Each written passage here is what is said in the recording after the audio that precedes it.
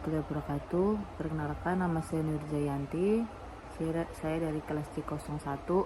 Di sini saya ingin mempresentasikan materi dari salah satu mata kuliah saya, yaitu Sumber Daya Manusia, dosen pengampu Pak Saur Panjaitan. Saya memilih materi seleksi karyawan. Untuk materinya, baik langsung saja masuk ke materinya. Untuk yang pertama, di sini ada pembukaan. Karyawan adalah kekayaan atau aset utama dari setiap perusahaan. Peran karyawan sangat menentukan berhasil tidaknya perusahaan mencapai tujuan. Untuk bisa mendapatkan karyawan yang kualitif, organisasi atau perusahaan harus menggunakan cara ketika proses perekrutan. Setelah proses penarikan sumber daya manusia sebagai calon karyawan selesai, maka proses selanjutnya adalah proses seleksi dan penempatan terhadap calon karyawan tersebut. Definisi seleksi. Menurut Melayu, hasibuan seleksi adalah suatu kegiatan pemilihan dan penentuan pelamar yang diterima atau ditolak untuk menjadi karyawan perusahaan. Seleksi ini didasarkan kepada spesifikasi tertentu dari setiap perusahaan bersangkutan. Menurut Del Yoder, seleksi adalah suatu proses ketika calon karyawan dibagi dua bagian, yaitu diterima dan ditolak.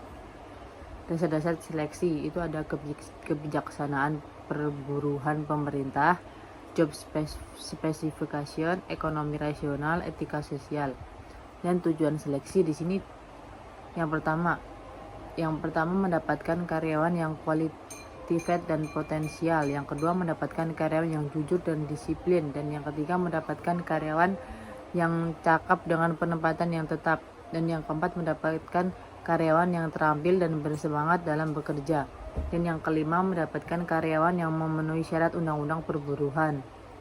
Kemudian ada untuk mendapatkan karyawan yang dapat bekerja sama, mendapatkan karyawan yang dinamis dan kreatif, mendapatkan karyawan yang inovatif dan bertanggung jawab, mendapatkan karyawan yang loyal dan berdedikasi tinggi, mendapatkan karyawan yang bekerja secara mandiri, dan yang terakhir terdapat untuk mengurangi tingkat absensi dan turnover karyawan. Metode penempatan jumlah karyawan. Yang pertama ada metode non-ilmiah, yaitu jumlah karyawan yang dibutuhkan hanya didasarkan atas perkiraan saja. Ada juga metode ilmiah, jumlah karyawan yang akan diterima betul-betul atas perhitungan dan analisis beban kerja serta standar potensi kerja. Cara seleksi. Untuk yang non-ilmiah, seleksi dilaksanakan tidak berdasarkan kepada kriteria, standar, atau spesifikasi kebutuhan nyata pekerjaan atau jabatan, tetapi hanya didasarkan kepada perkiraan dan pengalaman saja. Unsur-unsurnya yang pertama, surat lamaran bermaterai atau tidak, ijazah sekolah, surat keterangan pekerjaan, referensi, wawancara langsung, penampilan dan keadaan fisik pelamar, keturunan dari pelamar bersangkutan, dan yang terakhir ada tulisan pelamar. Yang ilmiah, yaitu seleksi ini didasarkan kepada job specification dan kebutuhan nyata jabatan yang diisi serta berpedoman kepada kriteria dan standar-standar tertentu. Antara lain, yang pertama terdapat metode kerja yang jelas dan sistematis, yang kedua berorientasi kepada prestasi kinerja, yang ketiga berorientasi kepada kebutuhan real karyawan, dan yang keempat berdasarkan kepada job analisis dan ilmu sosial lainnya, dan yang terakhir terdapat berpedoman kepada undang-undang perburuan. Kualifikasi seleksi itu ada juga yang termasuknya tuh umur, keahlian, kesehatan fisik, pendidikan, jenis kelamin, tampang, bakat, temperamental, karakter, pengalaman kerja, kerjasama, kejujuran, kedisiplinan, yang terakhir inisiatif dan kreatif.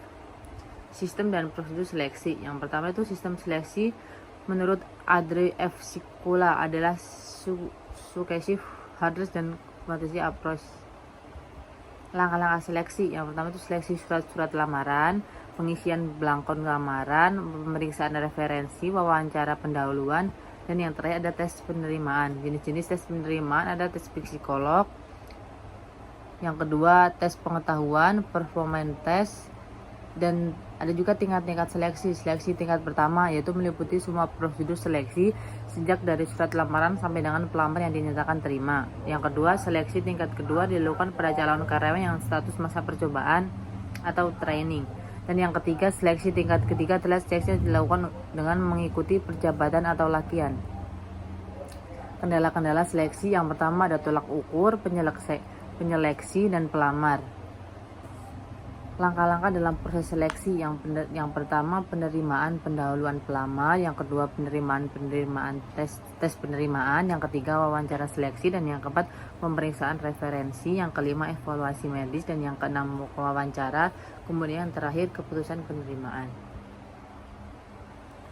Sekian presentasi yang dapat saya sampaikan. Wassalamualaikum warahmatullahi wabarakatuh.